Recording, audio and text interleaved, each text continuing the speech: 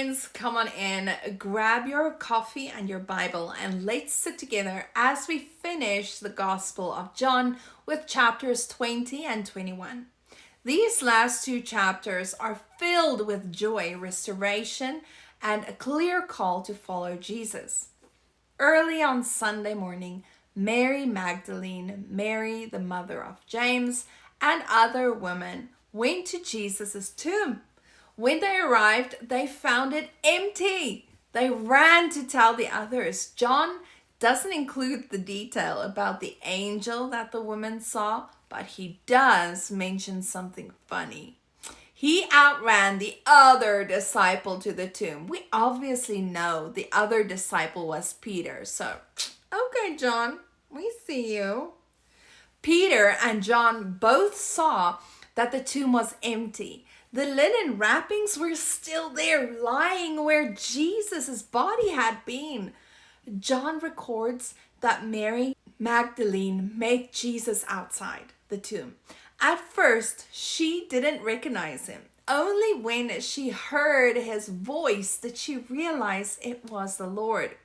This reminds me of what Jesus said in John 10, verse 27 through 29. My sheep listen to my voice. I know them and they follow me. That same evening, the disciples were meeting behind locked doors. They were afraid they might face the same fate and persecution that Jesus had faced. Suddenly, Jesus appeared among them and he said, "Peace be with you." He showed them his hands and his side, and they were filled with joy. Then he breathed on them and said, "Receive the Holy Spirit." God breathes life into us. The Holy Spirit who regenerates our dormant spirit and makes our hearts responsive to God's love.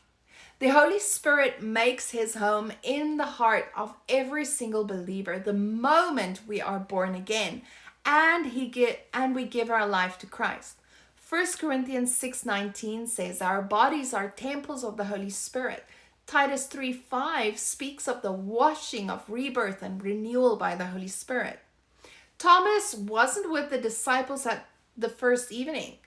When they told him that they had seen the Lord, he said, "Unless I see the nail marks in his hands and put my finger where the nails were and put my hand into his side, I will not believe." A week later, Jesus appeared again and said to Thomas, "Put your finger here, see my hands. Reach out your hand and put it into my side. Stop doubting and believe." Thomas replied, "My Lord and my God." Sometimes I wish I could just sit down with Jesus and talk with him face to face. I too struggle to believe sometimes.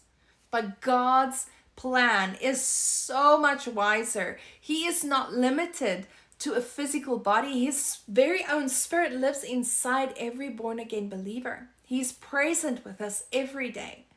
When I feel lost in my own unbelief, I ask the Lord to help my unbelief, just like the father of the boy prayed in Mark 9, verse 24.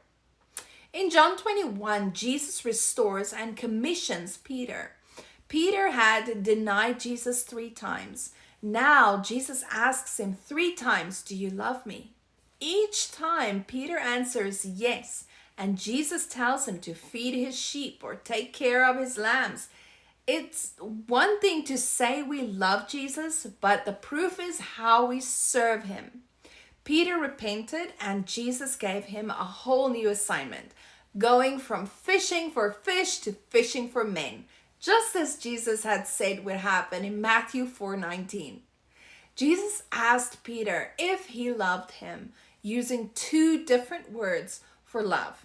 First, he asked, "Do you love agape me?" the highest sacrificial love. Are you willing to sacrifice yourself for me? Then, feed my lambs. He asked again, "Do you love agape me? Take care of my sheep." The 3rd time he asked, "Do you love phileo me? Are you even my friend?" Peter had to face his own intentions for following Jesus. Remember, Peter was a zealot. They were willing to overthrow the Roman government by force. Peter possibly still expected Jesus to be the military leader the Jews hoped for until the cross and his denial of Jesus. Now he had to ask himself what his true intentions were for following Jesus. Now let's ask ourselves the same question. Why do I follow Jesus? Do I truly love him? Am I his friend? Then Jesus predicts how Peter will die by crucifixion. Church tradition tells us that Peter was crucified upside down because he did not feel worthy to die in the same manner as his Lord and Savior. In spite of the persecution he faced, he still followed Jesus. All the disciples except John were martyred for their faith. Church history tells us that John spent many years in exile on the island of Patmos and then returned to Ephesus, where he died a natural death as an old man. Friends, John 20 and 21 shows us the risen Jesus, alive, victorious, and still calling people to follow him. He meets us in our doubts, restores us when we fall, and he gives the Holy Spirit so we are never alone. He turns fearful disciples into bold witnesses and fishermen into fishers of men. So let's keep following the risen Christ with the same love and devotion that Peter eventually showed. He's alive, and because he lives, we have hope, forgiveness, and eternal life.